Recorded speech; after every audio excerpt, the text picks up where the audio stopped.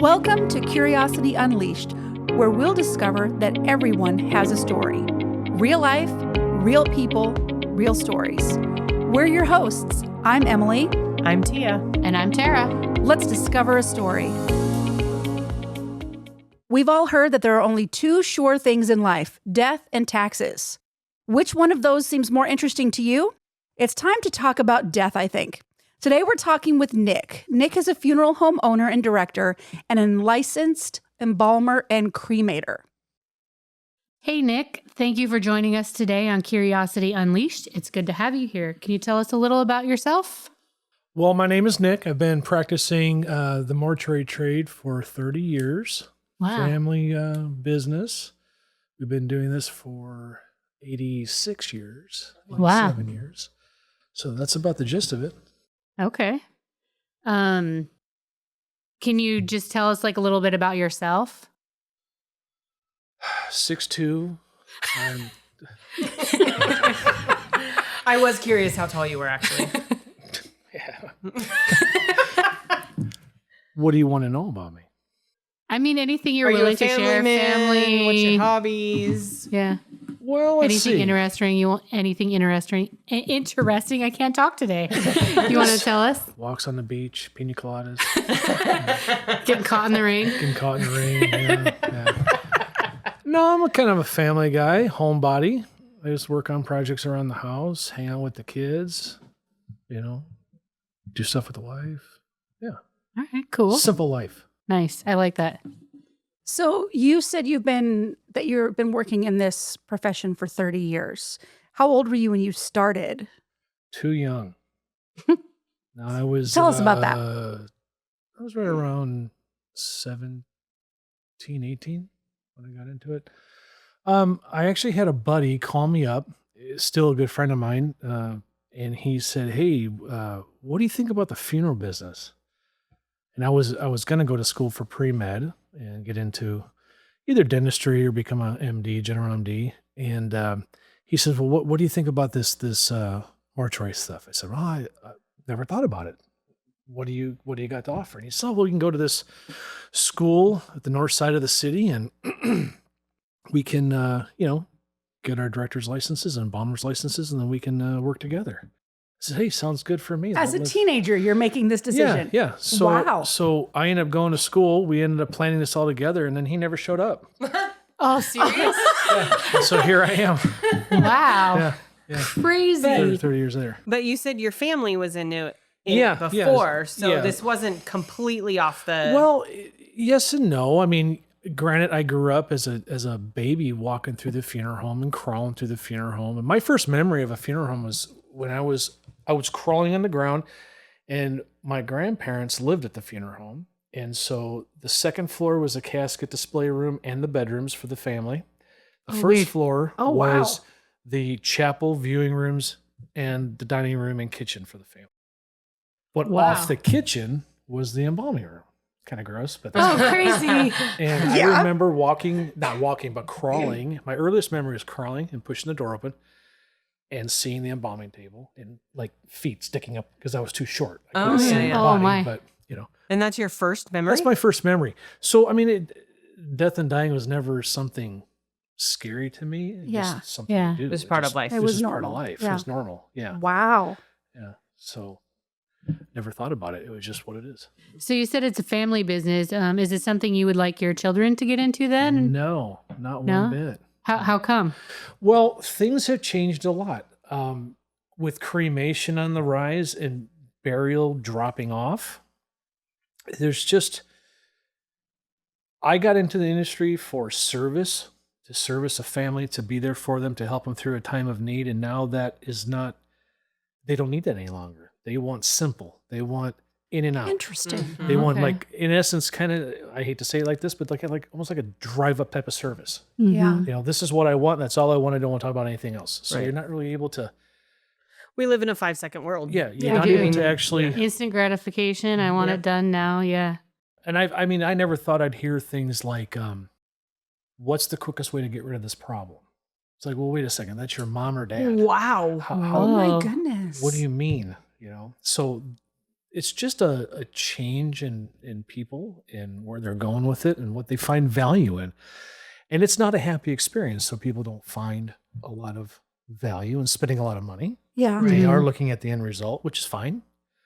But that's why I don't want my kids to get into it. Mm.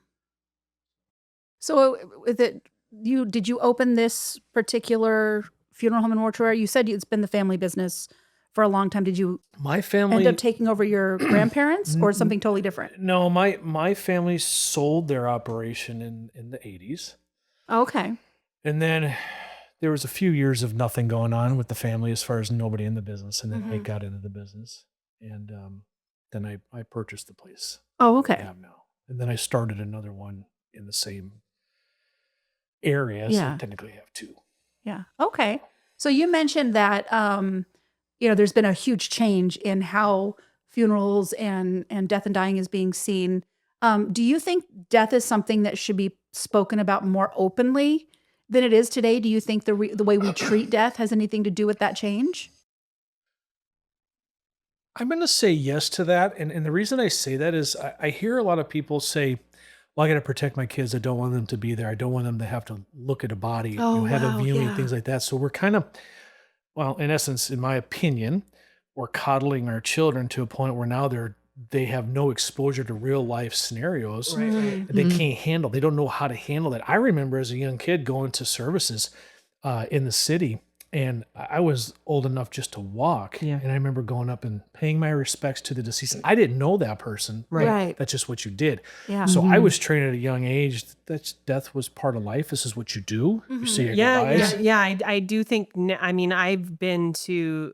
I remember going to several funerals. Oh, when yeah. when we were young. And they That always was had the you body just- up front. And Yeah, and yeah. there was no ifs, ands, or buts about it. It was you pay your respects to the dead. Yeah. So Now it's, I can't take my son or daughter there because I'm worried what's going to do to them. It's like, well, the kids are pretty resilient. right. Yeah. They really Yeah. are. They really are. And there's a lot of good grief resources out there too for children that they can latch on to. You can walk them through it. I'm not Mhm. saying everyone's going to, handle that properly. They're just Right. not. But at the end Yeah. of the day, most people will yeah. Yeah. bounce back from that. Wow. And then have a better understanding too of, well, what's going to happen to mom and dad? Right. Mhm. Yeah. In a normal world, kids are going to bury mom and dad. Yeah. Mhm. So yeah. Makes sense. So, being that you're tasked with caring for, or some may say decorating or displaying a soon to be discarded shell of a person, have you ever felt like your job is futile or bizarre? It's Okay, being that you're tasked with caring for, or some might say decorating and displaying a soon to be discarded shell of a person, have you ever felt like your job is futile or maybe bizarre? I would never say futile, bizarre for sure. Um, you have to be made for this kind of industry. I can imagine. The viewing that closure is needed by people Mhm. and Right. families. They have to see that. I'm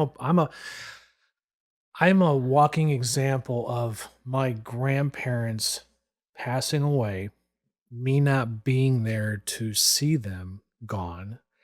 That's not registered in my brain that they're dead.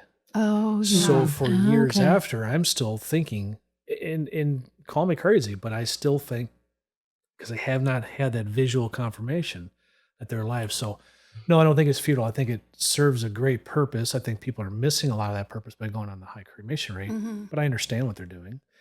Bizarre, yes, though. Yeah. So do you think then that now that cremation is more prevalent, um, do you think there's a substitute for viewing the body, as in like distributing ashes or having an urn to look at, or I mean, is it comparable? I think there's some you could somehow get some closure from seeing that, but this is going to delve into a bigger overall picture, if you will, because we have cemeteries. You may not know the person. It's your great great grandfather. You go there, you pay your respects. It's still you're doing this to help yourself, Right. and There's a place. There's a place. Now with cremation, we've gotten away from that. We're scattering. We're Right. throwing in the water. We're this or that. So we have, that's a whole nother topic, but No, I absolutely totally get that, because there's been times that's what we did with my mom, because her Wishes. love it was the ocean, and so we scattered her in her favorite places, and yeah, when we go to those places, I think, okay, mom's here, and I can talk to her there, but I have no place to visit. We have no place to, on a regular daily basis. So I totally get where you're coming from. So building off of what you just said, for instance, let's say your family doesn't really know or remember where mom was scattered. Right. Grandkids, great-grandkids down the road are like, hey, where was so-and-so at? Oh, I don't know. Mom died, and she's the only one who knew, where they Oh, yeah. took grandma, so I have no clue. There's no closure for anybody else. Genealogy is going to come to a screeching halt here soon. We have no record of anything. Right. That's right. People call us and they're like, hey, can you tell us about so-and-so? Well, I can tell you that they were cremated. Oh, well, what happened to them? Don't know. Aunt Susie picked up the urn 20 years ago. Talk to Aunt Susie. Oh, Aunt Susie died 5 years ago. Can't help you. Sorry. So right there you have this big Never cliffy even to sit. thought of that. Wow. Yeah. Yeah. Interesting. So just a little twist in the turn here. Clearly, deceased bodies don't gross you out. Well, I wouldn't go that far. I mean, not I've enough seen to some stop stuff that'll- working with them. There's some days. I mean, like, what does gross you out? I'm just curious. Well, I'll be quite frank with you about this. Please. So when somebody, this is getting a little bone of contention with funeral home directors and things like that, is when nobody values what you do, but yet they don't want to do what you do. And then they gripe about a price that you give them for doing something. Oh, embalming costs $700. Oh my gosh, I don't want to pay that. $700? That's a lot of money. Well, do you want to be knee deep in your loved one's chest and abdomen? Fair enough. Enough said. Right? Yeah. Right. No, it's a skilled profession. It's something you have to train for. You got to Right. know what you're doing. Yeah. So is there something that you do, like when you get a call and it's time to go and pick somebody up, or there's been an accident, or is there a ritual, or is there something that you do to prepare yourself for it? No, I just go and do it. It's the job I have to do. It's a job I chose to do. I would say the thing that grosses me out the most is when you have to go on an ME removal and you have to pick somebody up that's been down for a month. Oh, my. Well, I don't know if you want me to go into detail, but it's not pretty. I've had to make removals out of the inside of boats on 400-pound people that have been in the boat for over a month in 90-degree weather. Oh my. I've wore most of them on me, Oh. Yeah. and that's gross. Yeah, for sure.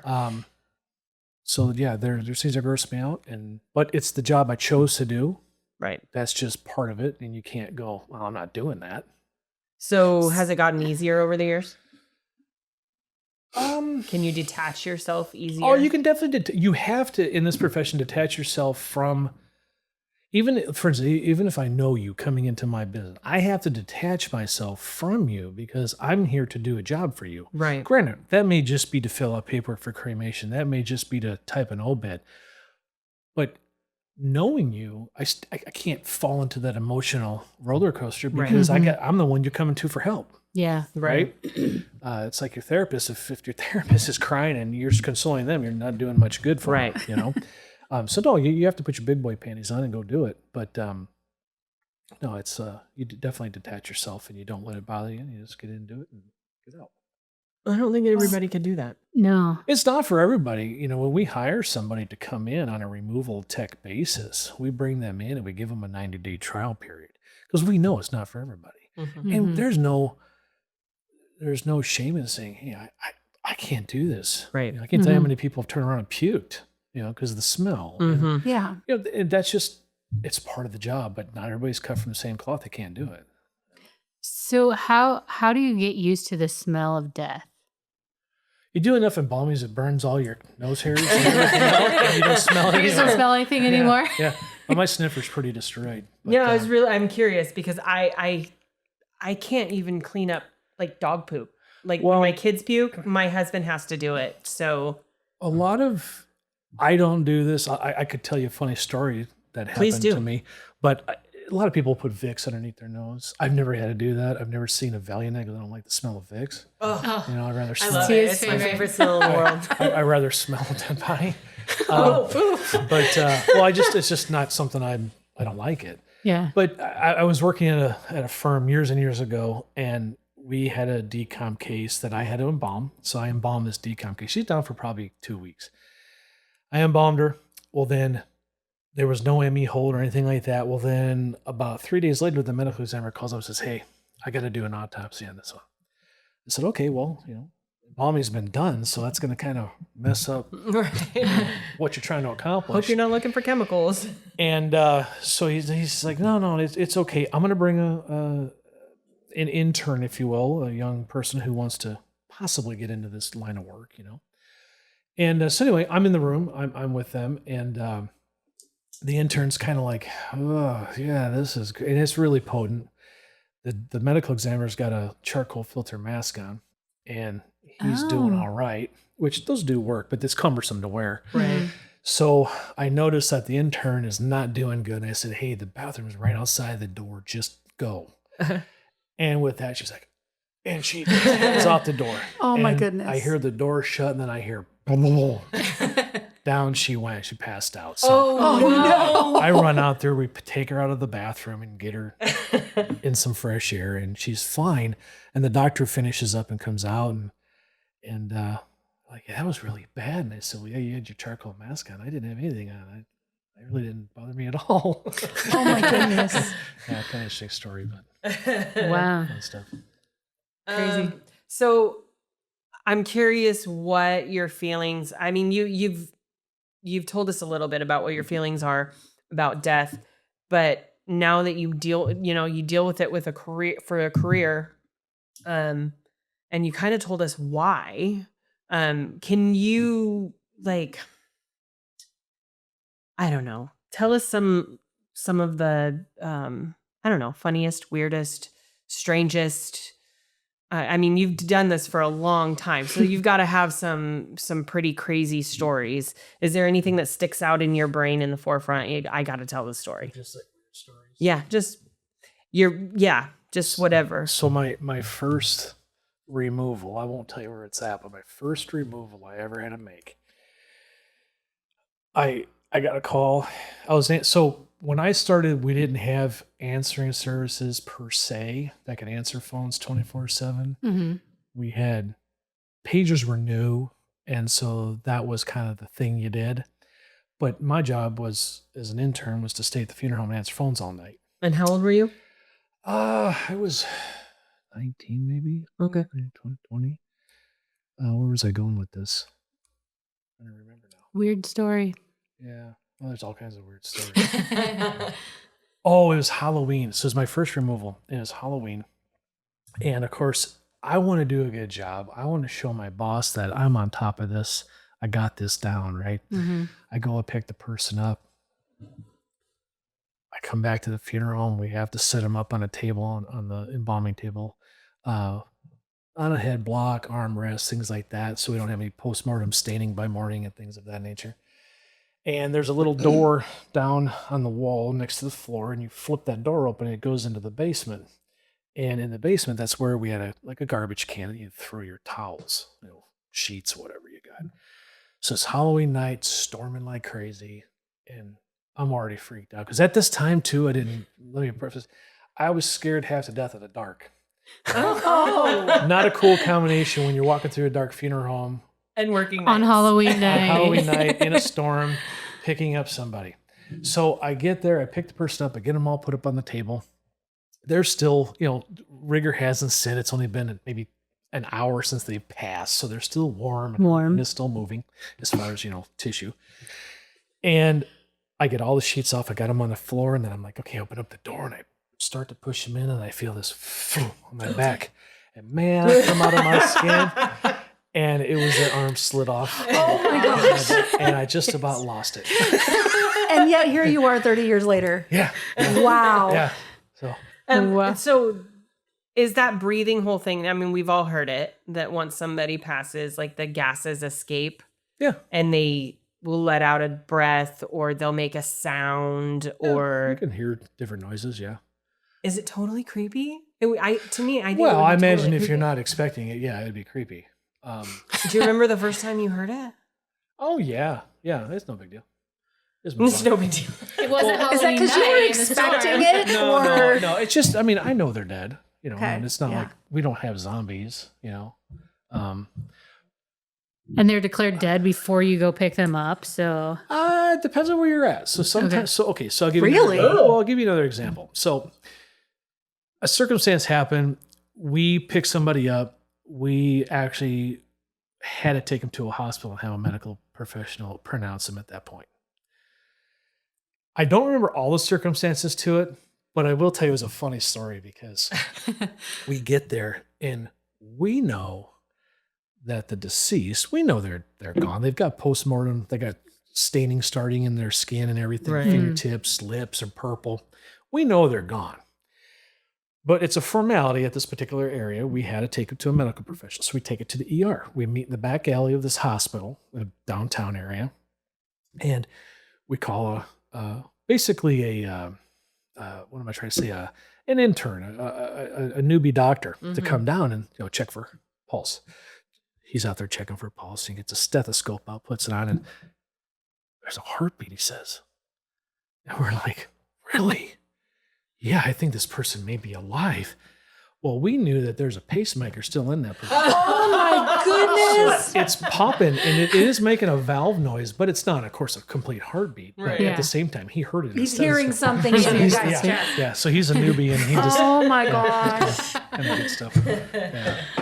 Oh, There's my all kinds of cool stories. I That should write is a awesome. book someday. Yeah, you totally should. What is the weirdest thing Yeah. that has ever happened to you on the job? There's so many weird things. I don't even know where to start, to be honest with you. Just pick one. I just can't believe how absolutely unbelievable people are. I guess For example, well, I guess So you're talking about the living at this point. Yeah. I guess the strangest thing, the most shocking thing that's happened to me. We were holding a service. It was a young guy with a fiance. I think it was a wife. It was a wife. Anyway, family turmoil, problems. This father-in-law blamed the wife, girlfriend, whatever, fiance, for the guy's death. He came to the service late. The fiance, wife, whatever, was outside the door, and he cold-cocked her right in the face and slammed her head into the door, and she got knocked out and laid on the floor. We had to call the ambulance to. oh my gosh. Oh my Oh, I got another one too.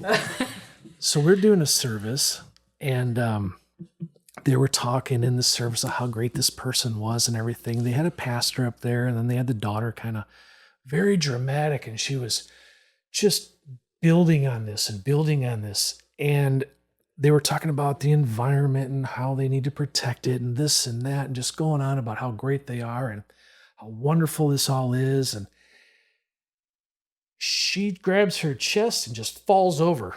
Boom, down she goes, right? Oh, And you think most people would stop the service and say, let's call the ambulance. Let's find out what's going check and on. see if Yeah. she's okay. My staff runs forward. We check her. She needs an ambulance. We're on the phone down 911. Do you think they stopped the service? They stepped over her to Seriously? continue the service. Oh my Oh my gosh. gosh. Even while the paramedics were in the building picking her up. So months later, I want to say it was like 6 months later, she came back and she thanked us for our quick response because she had had a heart attack.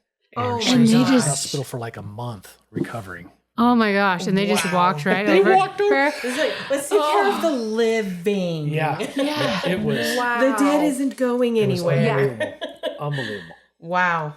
So what would be your most awkward or odd story?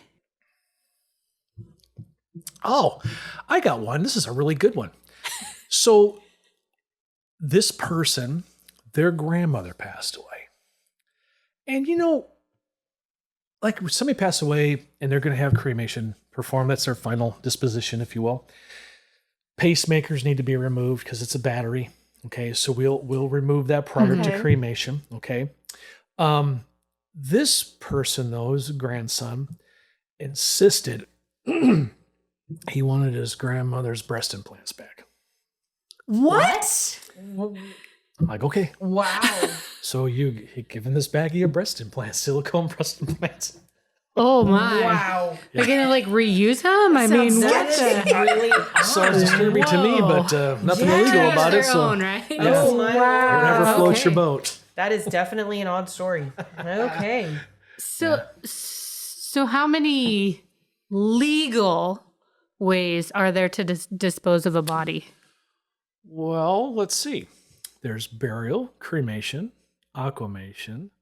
What's aquamation? Aquamation is basically like a hydrolysis, pressure, heat, chemicals dissolves the body, the tissues, Oh. and then you get the bones left over, and then you process the bones. And that's like something you can like ask to have done? Yeah, we just did one 2.5 weeks ago. Wow. I've never heard of that. even heard of that. Yeah. And why would somebody choose that over? Well, I truly don't know. I think a lot of it is because of environmental concerns. You're not using as much gas. Okay. You're still As like for a cremation. Yeah, it's- like okay. like a crematory has anywhere from a 2 to a 2.5 million BTU burner in it. I mean, you're Wow. going through a lot of gas. Yeah. So a lot of people think that's kind of a green way to go, but it's really not if you think about how much natural gas you're actually burning, Mhm. okay, and electricity on top of that. Whereas aquamation, using a little bit of gas to heat the water, and then the rest is chemicals and things of that nature. But then again, that does kind of go down the drain. Right. Yeah. It's kind of whatever you feel comfortable Yeah. with, I guess. Personal choice. But then composting too, you can do composting. Right. Yeah. Oh. Really? Yeah, they put you. I don't know all the ins and outs of that because honestly, it's kind of a new thing that I was they've going to say that's newer, right? very new. My understanding is, however they start the process, but there's a way that they, kind of like you're doing compost. They rotate, and then when you're done, you got about 3 yards of material, dirt, if you will. Takes a number of months, I guess. So Interesting. Not 100% on all the details on that one, but and like so say my dad dies. Sorry, Dad. It was just the first one that came to mind. Say my dad dies. And he wants to be buried, on his family property in another state. Can we do that? I mean, I say, you know what? Just throw him in the back of my truck. Crossing lines, right? Right. That's kind of what you're asking, crossing Well, borders? Crossing borders isn't a problem as long as you have the burial transit permit, but each state has their own sets of laws. So, for instance, Washington State, they don't care. If I give you as a family a burial transit, and I've done this all the time for especially folks who live in Idaho and Montana, they will say, hey, I want to put my mom or dad or whatever in the casket, put it in the back of my pickup truck. I'm going to drive them over to the cemetery. Can't say no. Okay. Mm-hmm. So we give them the burial transit permit. They're legal. Now, some states, though, you can't do that because you have to either be a licensed director to be in possession of a body. Oh, okay. So you just can't Okay. be driving around with some dead person in the back, Right. casketed or not. So it all depends on the state. Montana, people, they're very hands-on. Idaho, very hands-on. So yeah, just depends on. Now, when it comes to physical burial, though, in the ground, different ballgame. So each state's going to have its own laws and regulations as to what you can or can't do. Mhm. Most states are not going to allow you to bury in your backyard. Oh. Creates a problem. Sanitary issues, the fact that nobody's going to buy your property after that because they don't want to know that Uncle Joe's buried in the backyard. Right. We just had a realtor recently in the last 2 days call us and they said, hey, I got a client who wants to buy this house. There is a body on the premises that's from a burial a long time ago. How do we get rid of that? Well, you don't. You can't track down the people that Right. that body belongs to now. Who's the legal next of kin for that case? It could be 40 people by this time. Yeah. So there's nothing you can do with that. Well, And there's So no if way they for take them to possession of dispose that it. property, then it's theirs. it's theirs. So they can do whatever. Like they can. Well, it's I illegal mean, it's a illegal body to though, right? disinter You a body. can't. Oh, So Yeah. there's laws That is true. Yeah, there's laws to protect all that stuff. Oh, well, and then you get the people who believe in ghosts and, is there spirits roaming the property? Is there, See, I- they don't put a value on the property because there's a body there. Me? I think that property is worth a fortune. I would buy it up tomorrow. So do you believe in ghosts? Oh, And heck yeah. have you ever had Heck a haunting? yeah. Can you tell us a story or something? I've seen things that it just make you crawl. oh, please Yeah. share. Please share. I want to hear. Yeah. So just weird stuff. So I originally worked, and anybody who knows me, they're going to know these stories and they're going to know. Who you? Yes. I know you. I've known you for quite some time. Not So long enough. I don't think I've heard these stories. I didn't know this about you. Yeah. So I was at the same place that I had the hand fall on me and scare the bejesus out of me. I used to have to take care of the owner's dog. And dogs kind of have a sixth sense. They kind of have things that they can sense we don't pay attention to. Well, this building was an old building. There's a back staircase that is a servant staircase. Okay, then there's a front staircase. That's the grand staircase for the family. So I'm down in the upper chapel at this point, and above me is an arrangement room. Second floor, big arrangement room. Nothing in it but a table and a couple books. Well, the dog is with me, and I just hear this god-awful bang on the floor, just slamming stuff on the floor. And I'm like, what the heck? And the dog freaks out and runs off and hides. I run upstairs. I go to the room. It's right above me. Nothing was out of place in the room. So I'm like, well, that's really weird. Creepy. That's creepy. That was one little thing. Another thing is down in that basement, there's where the dumbwaiter used to come down in the funeral home. Dumb waiters are evil anyway. Oh, they are. Just They like, are. yeah, they totally creep me out. Yeah, they should not be allowed. So the dumbwaiter came down in this little hall, very short hall, maybe 3 foot deep. And the dumbwaiter was on the right-hand side when you're facing the hall. But then in front of you was a door.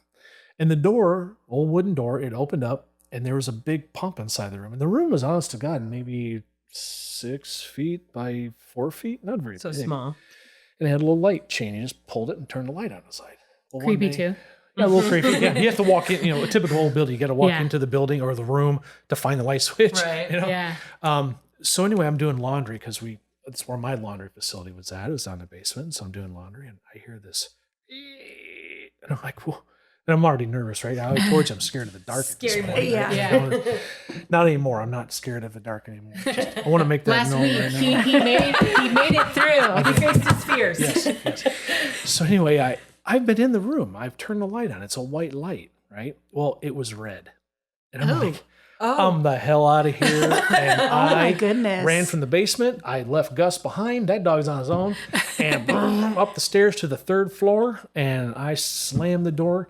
So when I got to the 3rd floor, I had a balcony. It was basically an old attic that they just converted into a room, but it's been there long enough. Anyway, they had a balcony and there's a chandelier sitting here. Well, as you come up the stairs, you had to cut through the casket room, a portion of it. And then you turn the corner sharp right and you hit the stairs. The stairs kind of wound up to the upper level attic. I turned around when I got to the top of the stairs and I looked down, and just with that, the door just goes wham and just slammed so hard it shook the building. I turned around, ran into my apartment, slammed the door, locked it, didn't go out to the morning. Oh my goodness. So That's creepy.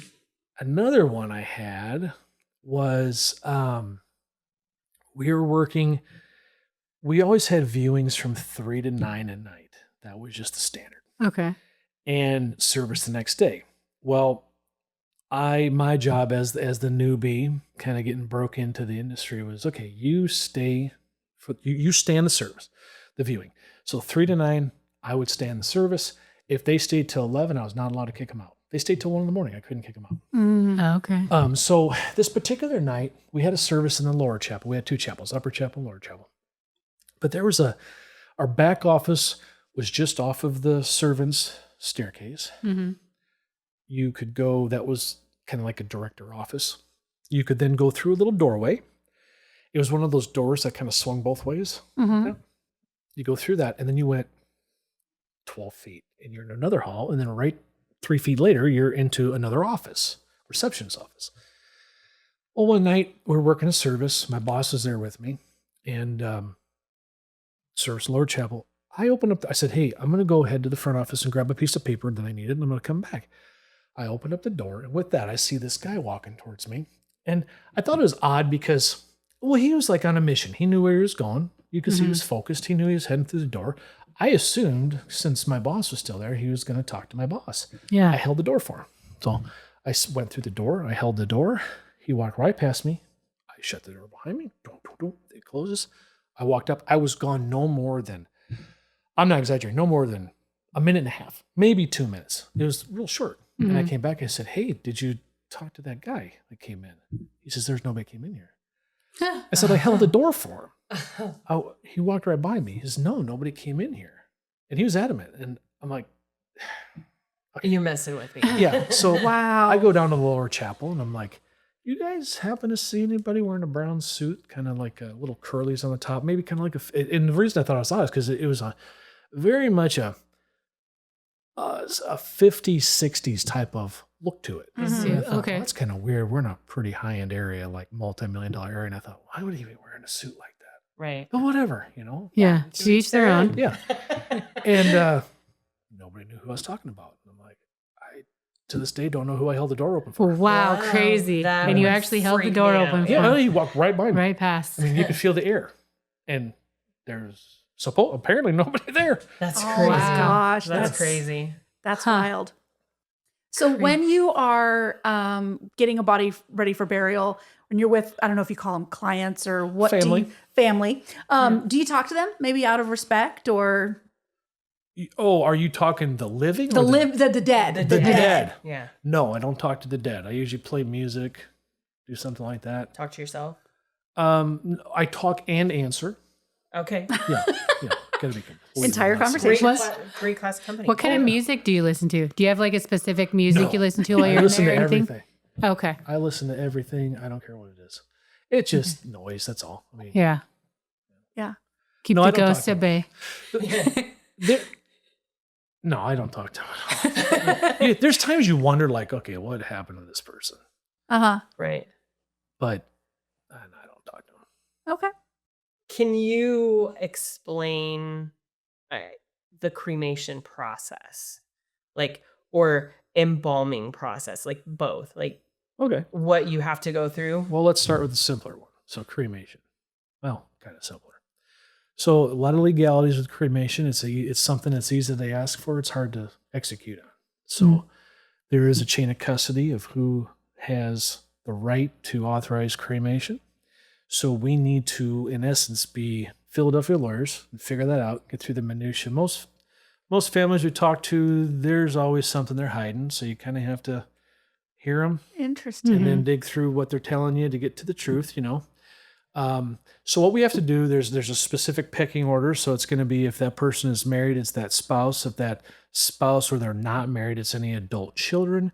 If there's no adult children, it falls to the parents. If there's no parents, it falls to the brothers and sisters. Now, as you can see, this triangle now from this body is getting Right. very Yeah. wide Yeah. real quick, right? We have to have the majority of those signatures. And for everybody listening to this is Washington State, all right? Okay. So we need those signatures. So, you know, out of, let's say 5 kids, I got to get 3. So I got to Yeah. track down 3 kids. Now, those kids could be all over the country. They could be fishing in Alaska and we can't get a hold of them. Right. We have problems, you know. They're going to stay with us until we get the majority because you can't legally cremate without. Then after that, once we do get all of that paperwork together, we get all the proper signatures, we get our death certificate signed and filed with the state, we put together what's called a cremation packet. That gives us, it's an internal documentation, gives us the okay to move forward. We go to the crematory. You want me to get into what the crematory is all about? I mean, it's pretty simple. Just the Yeah. process. Yeah, all of it. So every crematory kind of has their own little way of doing things, and there's different crematories too. So you kind of have to know what you're dealing with. But most crematories today are called hot hearths, and what that is you have a chamber. You put the body in with a cremation container. So a cremation container is something that's rigid. You put the body on that, and that gets slid into the machine. It's a way for you to get the body into the machine. Okay. You close the door. In the meantime, though, let me back up real quick. When we pick somebody up, we have to affix a tag to them, identification tag. So we have an ankle bracelet that we put their name on, the date, an ID tag number. That's a metal disc that's attached to that bracelet that stays with that person throughout the entire process, and the family gets that back at the end. So when we go to load that person into the retort, the crematory, that's the only time that tag gets removed. The tag gets removed, it gets set inside the crematory's door on the hearth, the brick. We shut the door, you turn the machine on. Now, there's a lot of things that vary inside a machine. So for instance, your first run of the day, let's say each person that you cremate is considered a run. So you can do, some machines will do 24-hour cycles where they run 24 hours, 7 days a week, 365 days a year, depending on how busy a firm is or multiple firms or whatnot. Most places will run anywhere from, 2 to, let's say, 8 runs a day. Your first run is always going to be your heavier person. It's usually a woman because women have a lot more adipose tissue than men.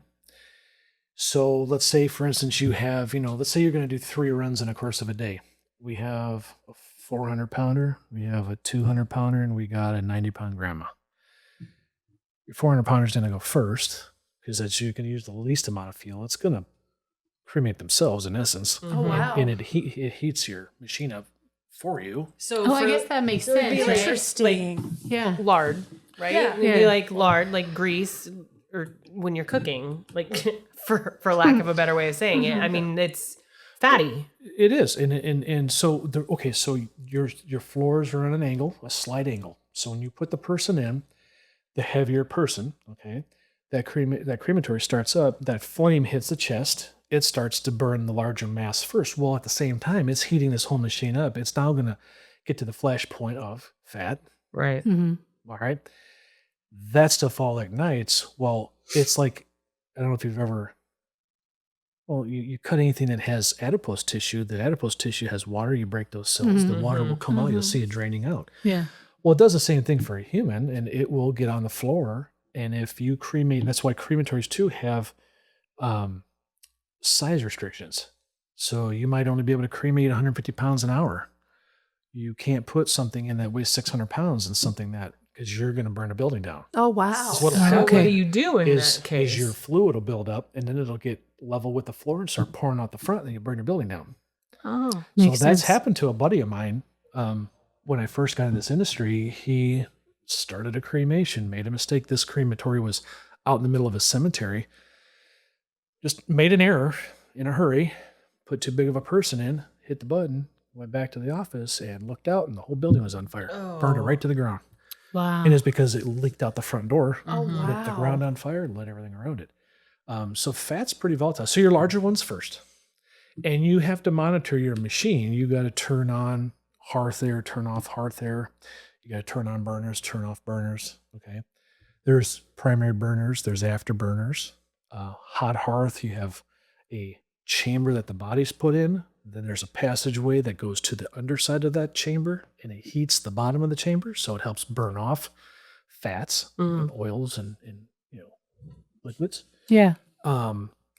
So that's one type of machine. That first run on an average person will last about 4 hours from start to finish. Cooled out. Cool down though doesn't mean you can just grab the cremains. You still got to put them into a tray. They need to go set for a while because they're still 700 degrees. They're hot. You let them sit, and then you'll do on a hot hearth. You can do what's called a hot sweep, and what that is where you will pull your first run out, whether that's scraped to the front or pushed to the back to a door in the back. We've always used a high temperature vacuum. We go in with a high temperature vacuum, we vac the floor. Oh, Okay. Okay. That way we can ensure we got pretty much everything out. You always have cross-contamination, if you will, or I don't want to say contamination. You have intermixing. I mean, you just can't Okay, avoid yeah. that. It just happens. But then that machine still, though, let's say is at 900 degrees. or 700 degrees. Wow. So then you do what's called a hot load. You'll put the next one in. Mhm. You shut the door and it self-ignites, turn your burners on. Now that cremation, instead of taking 4 hours, may only take you 90 minutes. Okay. Okay. Then you do the same thing on the small one. Now that machine is smoking hot because if you have, like you're on this last run of the day, you got your 90-pound little lady, right? Yeah. It's mainly just a piece of tissue and some skeletal remains that you've got to now put a lot of gas and heat into to Yeah. reduce down into what we would consider cremains, or what the layperson says would be ash. So now that machine, let's say it's 1500 degrees. You spike it with a little bit more flame, get it up to, let's say, 2300, maybe not even that hot. Okay. She'll cremate herself because the residual heat in there is so much. Mhm. And that may only take you 50, 60 minutes. Oh, wow. Okay. So the more and that's why a crematory will run multiple runs in a day, because it's more efficient. Yeah. And it's That easier makes on the sense. machine too, because the machines don't like to be heated up and cooled down. Yeah. The Right. thermal shock is too much. Yeah. So you have to, they'll talk to you. The machines tell you what they like. Uh-huh. You'll learn a machine. Each machine does its own thing. So Wow. Are you cremated like in clothes you can and be. with jewelry? And I mean, how does that work? Is that if up to the people family? want? Yeah, that was a good question. I was going Well, to don't ask let me that. forget about burial though. But okay, yes, you. If a family brings in clothes and says, "Hey, I want you to put mom or dad or whomever in these clothes," we'll do that for you. Okay. Jewelry, a little different ballgame, because when cremation is done, let's say, for instance, you have a hip transplant, you have a knee transplant, you broke your leg, and you got Pins, rods in your needles. pins, whatever. Yeah. All that stuff is left over when the cremation's done. Mhm. Okay. However, we take magnets, we go through it, and we pick out anything that's metal, and that gets thrown away, if you will, recycled, Yeah. but it gets disposed of. So if you give me like a diamond ring, well, honestly, all it's going to happen to it is you're just going to destroy it in a fire. Mhm. What you did have of a precious metal, whether that be gold, silver, whatever, is just going to go into the floor of the machine and become part of the machine. And your diamond, if you have one, is just going to break. Yeah. Yeah. And it's going to get thrown out. So what I always tell families, just because you can't retrieve that, you can't go back and turn that around. Yeah. I just tell them, I say, hey, if this is of importance and you want mom to have, let's say, her wedding band, I think that's great. I would recommend let's not cremate that with her. Let's you put that in the urn. Right. That way, number one, Okay, I'm not yeah. taking responsibility for it, because I Right. don't want a $50 ring turning into a $5 million ring. Yeah. Secondly, though, that I put it in there. And if you do allow me to do that, I will show you that when you pick up. Right. So you know it's there. Yeah. Now, some people say we don't care. I mean, I've cremated Rolex watches. It's what you do. It's okay, fine. It's your fault. Understand, though, that's not going to be with them when the cremation is complete. Right. Mhm. Right. And the urn's returned to you. Yeah. And if they're okay with that, that's fine then. We do what they want. Right. Okay. And now on to the embalming process. Do you want me to talk about burial, or do you want to go to embalming? Well, both. Well, burial, let's just hit on that real quick. It's actually a lot simpler in a sense that I don't have to technically get all the permissions like that. And the biggest question is, do you want embalming? Do you not want embalming? Going to have a viewing? Not going to have a viewing? What casket do you want to go into? Same permitting is involved as far as death certificate, things of that nature, coordinating with the cemetery. If we do embalming, we can get into that momentarily, but we'll perform that. We'll wash, dress, casket, makeup, hair, things like that. Have them out for viewing. Have a service, church, funeral home, whatever we're doing. I've done services at home. You can take people. Now, doors are a little tight in some people's homes, but some people have larger, Right. What do they call that? French doors. French doors or double doors. So you can get in there with a casket without any problem. I guess in a nutshell, it's kind of a burial. Right. And it depends on how involved you want that burial to be, whether you're going to do a Catholic mass, Jewish services, Muslim services, whether you're going to, Which is probably something you've had to learn a lot about, is other, like the difference in religions and how the Yeah. rituals and how they do things. And, Yeah, and I was always taught that a funeral director, you have your own religion, Belief system. your belief Mhm. system, and that's fine. But this is what I was taught. When you're working for that family, you do what they do. If they're Mhm. Jewish, you're going to be Jewish for the day. Right. Mhm. If they're Catholic, you're going to be Catholic. We don't want to disrespect anybody. So, Right. for instance, I was working years ago with some people who were not Catholic. They were Mormon, and they flat out refused to bow and genuflect at the Catholic Church. I'm like, that's kind of disrespectful to cross the altar and not bow and genuflect. And also, when we put the casket up there, to not do that. I said, you need to just pretend, oh, I'm not doing that. I said, well, you can then stay behind. I'll take care of all that. Mhm. And so we want to show respect to their belief Yeah. system Right. and Yeah. their religion. And just like, too, when you have women in the funeral business, because it's mainly, years ago, it was all guys, like most industries. Right. Now there's a lot more women. However, when you get into, East Indian families, Sikh, Hindu, things like that, you might be the woman director, but you're not going in there to address that case, that Right. person, because that's maybe a male. Well, it's not going to happen. Mhm. Yeah. Mhm. Get some of the guys to do that. So you have to know the ins and outs. And you have to remember, this is one of the hardest days of their Yeah, life. yeah, They're saying goodbye to somebody that they care about, they love. yeah. And yeah, you got to respect. That's awesome. As far as embalming, how in depth do you want me to get on that? Just like an overview. Like Yeah. Like, 30,000 foot or like 10,000 foot? So embalming, I think there's a lot of confusion with embalming, especially on the coasts, east and west coasts. I don't think they really understand what embalming is all about. It's not a way to fleece the family out of any money. It's a way to make your loved one more presentable, so you can have a nice final viewing, Yeah. closure. But embalming is technically a surgical procedure that we perform. It takes a long time. You can be a very miserable embalmer, or you can be a very, very good embalmer, and anything in between. Embalming is one of those jobs. I feel my take on it is you have to want to do it. You have to want to do it well. If you don't, you're going to do a crappy job. There's a lot of things you have to assess on bodies, and just instinctively know from experience. I was taught to embalm in the dark. So what we call it is like a dark field where, for instance, if you make an incision, and I'll get into that later, but you make an incision and you're going for the carotid and the jugular, and you break, let's say, the jugular, okay? And you've caused yourself a dark field. What that means is you got blood now in your incision. Now you can't see everything. You can't see the colors of Right. certain things. Mhm. It's just all this blood. So one of my instructors years ago told me, well, you're going to learn how to embalm in the dark. Turn the light off.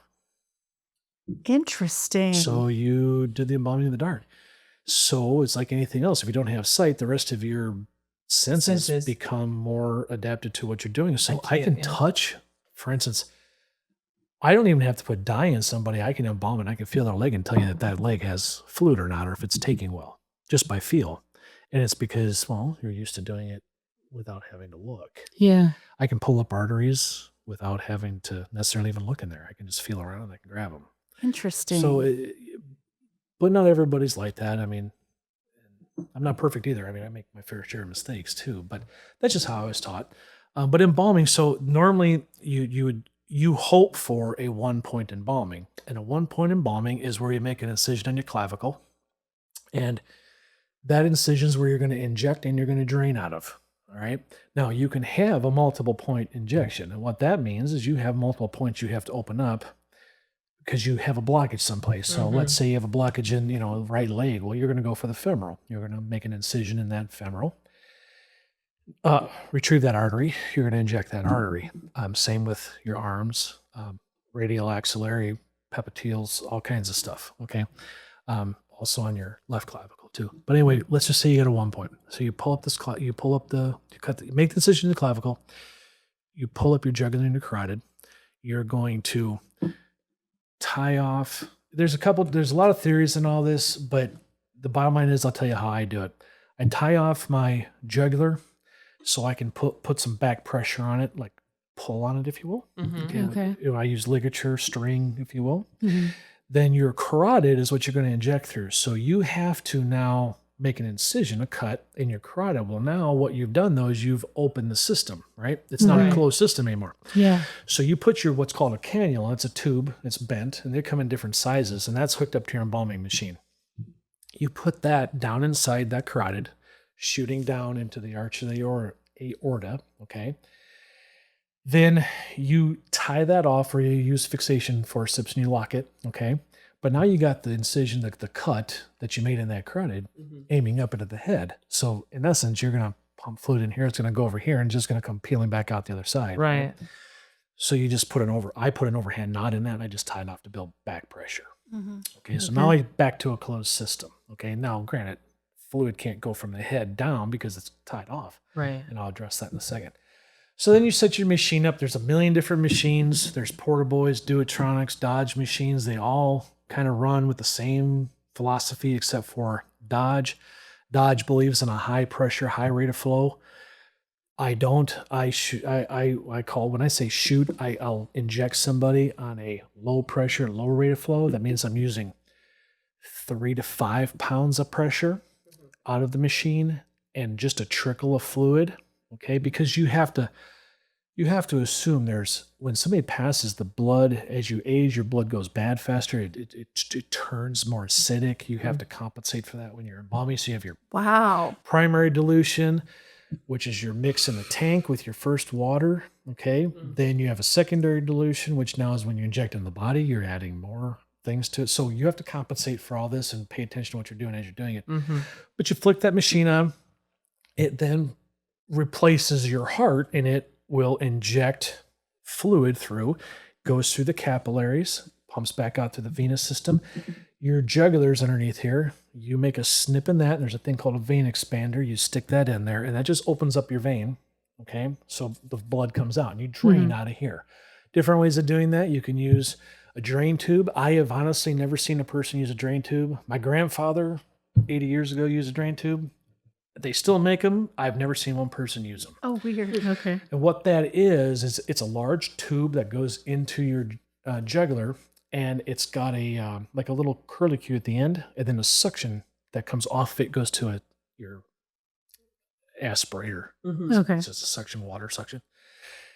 And that way it reduces the amount of blood and chemical that gets on the table, okay? And it just goes right down the sink. So it's a little cleaner. I don't use them. I put my vein expander in. I want to see the flow coming out, and then I can adjust my pressure accordingly. I can also see if I have blockages, things like that. So in a nutshell, you do that until you're happy with your results. Yeah. Okay? In the industry, we always say, I always get screwed up, but it's either pinky toes and rosy soles. Okay. So you want your toes to be nice and pink and the soles of your feet to be pink, and you did a good job, right? All right. And the same way, you want to check that out. So we do use a little bit of dye. There's different embalming chemicals. That's a whole study in itself. So you can use formaldehyde-based, or you can use glutaraldehyde-based.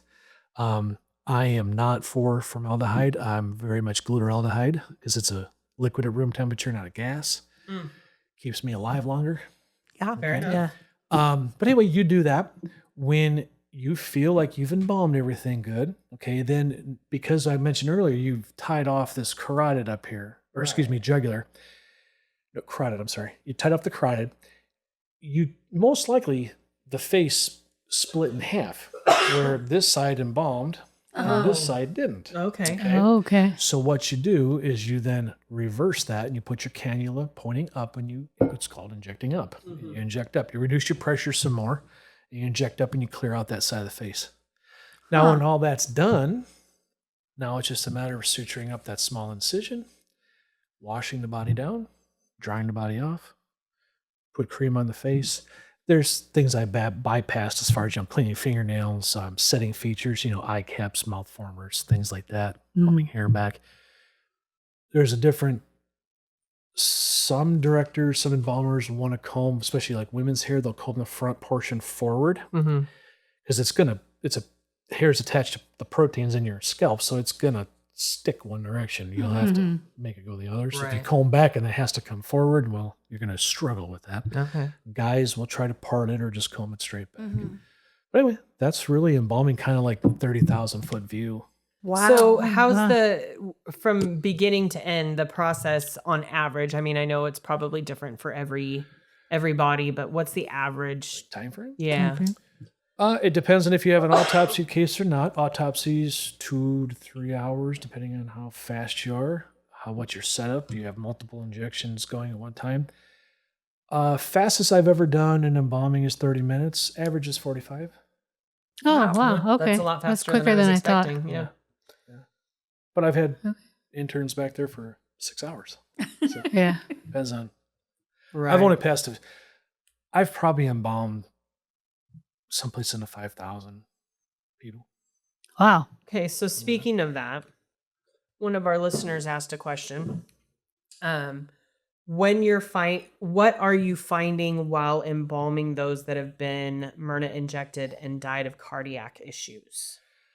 I find a lot more clotting, like severe clotting. Mhm. So I'm using more co-injectants to clean out systems. I'm noticing more multi-point injections, whereas years past, a single point injection was normal. Mhm. Now that's an abnormality. Oh, wow. Now we're doing multiple points because you're having blood clots everywhere. Oh, Legs are right. locked up, hands are locked up. Mhm. So you're going in and pulling up arteries all over the place. So it is taking longer, and we're seeing lots of clots. And we do a lot of embalmings, and it's very well noticeable. Prevalent, yeah. It's there. So before we end for the day, I just want to know. I just got started. Well, this is good because I want to know the grossest thing that has ever happened to you in all the years that you've been doing this. That one I got to think about it. I mean, I'm sure you've come across a lot of gross, but like if somebody says, what's the great story that, that you tell at, I don't know, New Year's Eve parties? See, not over Thanksgiving dinner. Yeah, but not over Thanksgiving dinner. There's been so much. I mean, 30 years is a lot of years to have things happen to you. Honestly, I don't remember them all, but probably the grossest. So years ago, we didn't use a lot of gloves. Or today, everyone knows you're using a glove, right? Right. So years ago, we didn't use gloves outside of embalming. Like my grandfather, he never used gloves for embalming. You didn't do that. They didn't have them. Right. Yeah. Well, now we use gloves for embalming, but it used to be that was only for embalming when you went to dress somebody. And this is just one example. There could be something better that I just don't recall, but we'll roll with this one. You'll remember tonight. You'll be laying in bed 3 o'clock in the morning. Oh, I should have told that story. Yeah. I don't know. We were dressing somebody, and she had been down for a while, down meaning dead, before we embalmed, and the family wanted to see her, and the embalming went good. She looked very presentable, but she needed to be, taken care of, buried faster than. But I went to pick her leg up, and my finger went right through her thigh, Oh. and it was just rotted. Oh. And yeah, I also drove a needle from a suturing up, and I put a needle from the end of my thumb into the back of my nail. Ooh, Oh. ow. Ouch. That's So do you painful. just have to have a tetanus shot, or what do you, what do Well- you do If for you it? stick your What's finger in a dead body. what's the protocol for You just that? wash off. But if you do stick yourself, it does happen. I mean, Yeah. you can have issues back there. You'll usually get you're going to file a report. You're going to say, hey, I did this injury report. Yeah. And you're going to get that death certificate. You're going to ask if I've asked the family flat out, what'd your mom die from? Did she have any diseases I need to know about? This is fair why. enough. Yeah. And then I usually will hold on to, like, the one where I put the needle through my finger. I held on to that death certificate for 10 years because things Just to can make take sure. a while to Yeah. fester. Right. Yeah. Right. Nothing happened, so I let it go. I did have Thank a goodness. close friend of mine in another town years and years ago. He was back when AIDS was kind of the, an unknown. Right. And Yeah. you weren't allowed to ask, and nobody would tell you. And he did know he was working on a person who passed from that, and he actually stuck himself really bad. Oh no. And he had to go through testing for 10 or 15 years, I forget. Yeah. Wow. Every so many months he'd go in for testing to make sure he didn't contract it. Wow. I wouldn't have even thought about that. I mean, you think Yeah. dead people, everything dies with them. No, that's not the case. No. So. Well, no, it's even like when, this is something that I learned even as a young embalmer was when you pick somebody up who's passed away, recent, within, let's say, an hour or two, they're still warm, Mhm. pliable, rigor hasn't set in. That's the best time to do an embalming. So if the family says, hey, I want an embalming, man, as an embalmer, you're like, hey, Right. we're going to do Yes. this is going to be good, right? Well, to think about this, so a person dies, what did we do? We gave them a clinical definition of what we consider death. Oh, your brain stopped or your heart stopped. Okay, you're dead. Right. On a cellular level, though, you're not dead, Yeah. right? If you fall asleep in your bed and you put your arm to sleep, is it dead? Right. It comes back, the blood flow returns after X amount of time, and it feels weird, but your arm didn't turn black and fall off. Yeah. Well, same thing with a body. So when you position somebody and you start to inject them, you'll see fingers twitch, because that chemical is going in there and actually Mhm. solidifying that protein, and the proteins, that cell is still functioning. There's still Right. oxygen Yeah. in there. Yeah. So yeah, kind of neat stuff. Interesting. Yeah. Okay, almost final question, but not final question. So you've probably seen quite a bit over the last 30 years. You've seen different states of decay. You've seen different causes of death. How do you want to go? Not screaming like the passengers in my grandfather's car.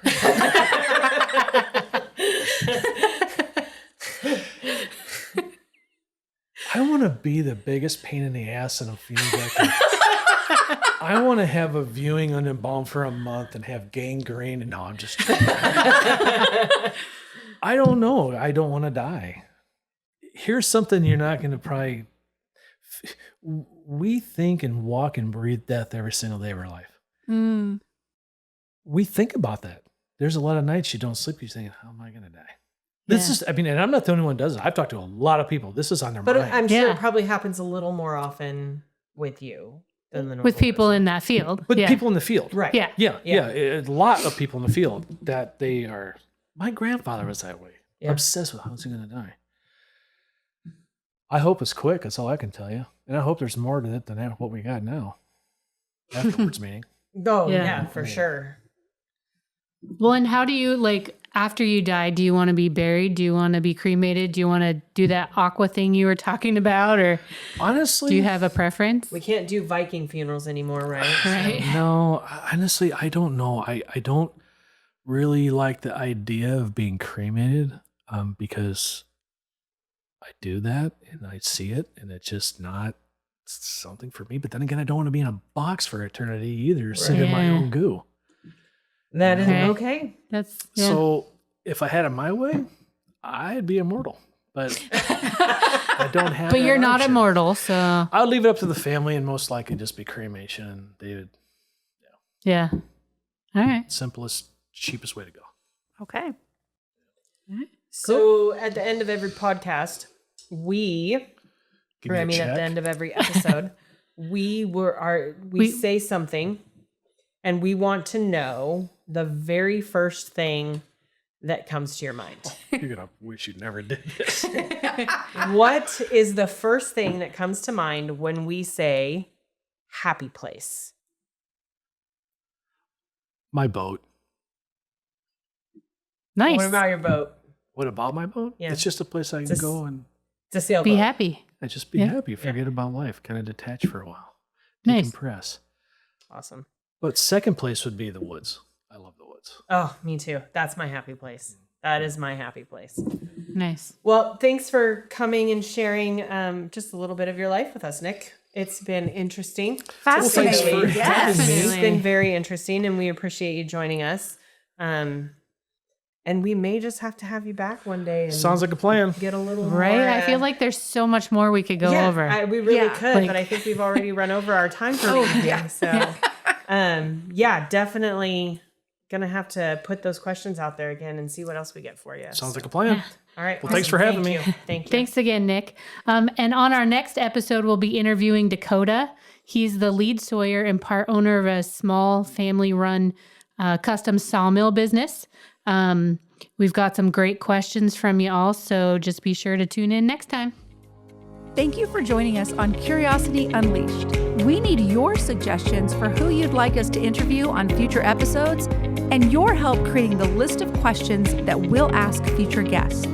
So be sure to check out our social media on Facebook and Instagram, Curiosity Unleashed Podcast. You can also send us an email, curiosityunleashedpodcast@gmail.com. Once again, I'm Emily. I'm Tia. And I'm Tara. See you next time.